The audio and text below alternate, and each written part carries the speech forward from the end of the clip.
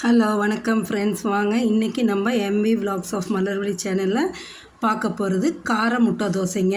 நார்மலாக நம்ம வீட்டில் முட்டை தோசை ஊற்றுவோம், அதை விட கொஞ்சம் இது வித்தியாசமாக கார முட்டை தோசை ஊற்றலாங்க.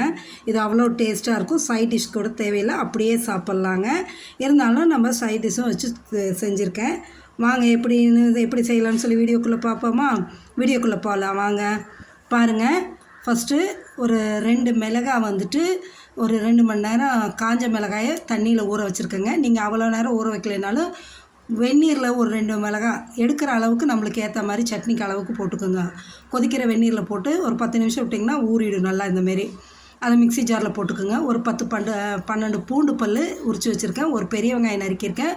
புளி கொஞ்சம் தேவையான அளவு உப்புங்க. இதெல்லாம் இப்போ அப்படியே பச்சையாகவே நம்ம மிக்ஸி ஜாரில் போட்டு அரைக்க போகிறோங்க. நான் பெரிய வெங்காயம் போட்டிருக்கேன். நீங்கள் அதுக்கு பதிலாக சின்ன வெங்காயம் கூட ஒரு 20 வெங்காயம் உரித்து போட்டுக்கலாம். சரிங்களா? இதோட டேஸ்ட் ஒரு மாதிரி இருக்கும். சின்ன வெங்காயம் போடல, அதோட டேஸ்ட் ஒரு மாதிரி இருக்கும். அப்படியே டிஃப்ரெண்ட்டாக கொஞ்சம் நல்லாயிருக்கும்னு வைங்களேன்.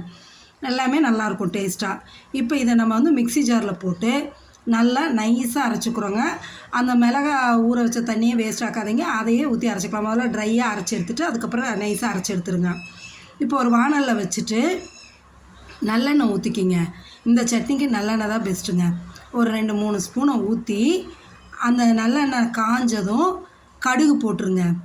கடுகு போட்டு பொரிஞ்சு வந்ததுன்னா கருவேப்பிலை, நல்லா ஃப்ரெஷ்ஷான கருவேப்பிலை ஒரு கொத்து உருகி போட்டுக்கலாங்க. இந்த சட்னி வந்து நம்ம சாதாரணமாக இட்லி தோசைக்கு வச்சு சாப்பிட்டாலும் நல்லா டேஸ்ட்டாக இருக்குங்க. இந்த முட்டை தோசைக்கு வந்து நம்ம அப்ளை பண்ணும்போது இன்னும் நல்லா டேஸ்ட்டாக இருக்குங்க. ஆமாம், நீங்களும் இதுமாரி செஞ்சு பாருங்கள். அதான் பாருங்களேன், இப்போ கருவேப்பிலை பொரிஞ்சிருச்சுங்களா? கருவேப்பிலை பொரிஞ்சதும் அப்படியே என்ன பண்ணுறீங்கன்னா, நம்ம அரைச்சி வச்சுருக்கோம் இல்லையா சட்னி, அதை எடுத்து இதில் ஊற்றிடுங்க.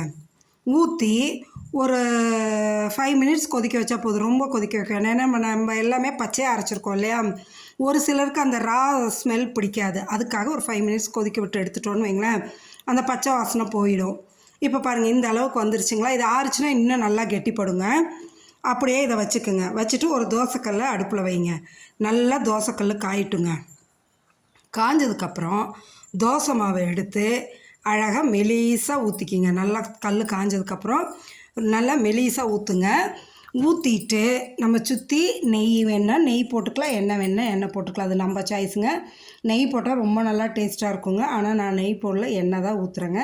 லைட்டாக ஒரு ஸ்பூன் எண்ணெய் எடுத்து சுற்றி ஊற்றிட்டு அப்படியே இதை வந்து மீடியம் ஃப்ளேமில் வச்சுருங்க. தோசைக்கு மீடியம் ஃப்ளேமில் வச்சுட்டு தான் நம்ம அந்த சட்னி அரைச்சி வச்சுருக்கோம் இல்லைங்களா, கார சட்னி, அதை எடுத்து நல்லா ஒரு சின்ன கரண்டி, சட்னி கரண்டி இருக்கு இல்லைங்களா, அதில் அரை கரண்டி எடுத்து போட்டுட்டு அப்படியே வச்சு ஸ்பூன் வச்சு அப்படி தேய்ச்சி விடுங்க. தோசையில் எல்லா பக்கம் படுற மாரி நல்லா தேய்ச்சி விட்டுருங்க.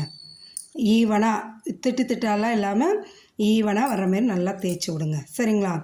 தேய்ச்சி விட்டு இதை செய்கிறதுக்கு இடையில் ஒரு பெரிய வெங்காயம் நல்லா பொடியாக நறுக்கி எடுத்து வச்சுக்கோங்க.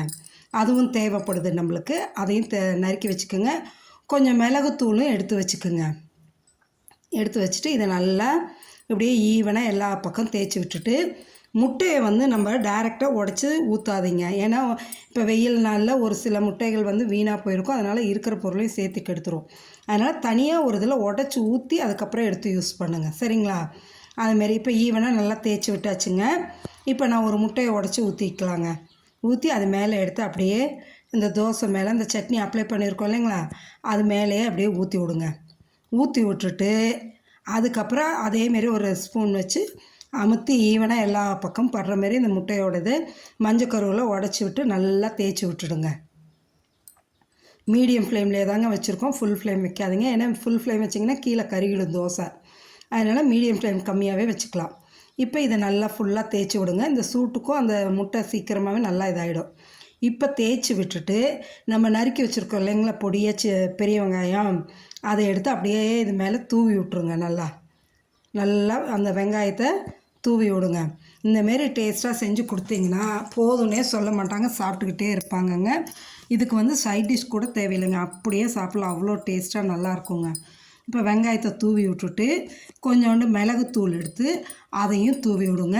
இந்த ஸ்டேஜில் வந்து இந்த உப்பு பத்தாது, எங்களுக்கு முட்டைக்கு லைட்டாக உப்பு வேணும்னு நினச்சிங்கன்னா ஜஸ்ட் ஒரு பிஞ்ச் எடுத்து அப்படியே லேசாக தூவி விட்டுட்டு அப்புறமா பெப்பர் போடுங்க. எனக்கு இந்த உப்பு போதும், அதனால் நான் உப்பு போடலைங்க. மிளகுத்தூள் மட்டும் எடுத்து அப்படியே லைட்டாக தூவி விட்ருங்க.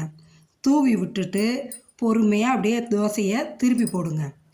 கொஞ்சம் எண்ணெய் வேணுனாலும் ஊற்றிக்கலாங்க. எண்ணெய் ஊற்ற ஊற்ற டேஸ்ட் நல்லாயிருக்கும்.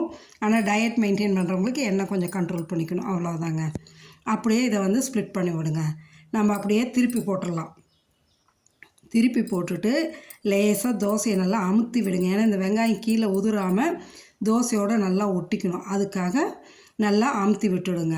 இப்போ இந்த தோசை எடுத்தோன்னு வைங்களேன், வெந்ததுக்கப்புறம் திருப்பி போட்டு எடுத்ததும் பார்த்திங்கன்னா அவ்வளோ கலர்ஃபுல்லாக இருக்குங்க.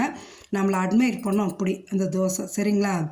பாருங்கள். இப்போ இதை எடுத்து அப்படியே திருப்பி போடுங்க. 3 தோசை சாப்பிட்றவங்க இந்தமாரி ஒரு கொடுத்தோம்னா ஒரு தோசை போதுன்றுவாங்க. அவ்வளோ ஃபுல்லாக இருக்குங்க. நல்லா இதில் இன்னொரு ஆப்ஷன் கேரட் வேணாலும் நம்ம துருவி போட்டுக்கலாங்க. குடமிளகாய் வேணாலும் நல்லா நைஸாக பொடியாக சீவி போட்டுக்கலாம். அதெல்லாம் நம்மளோட ஆப்ஷன் தாங்க.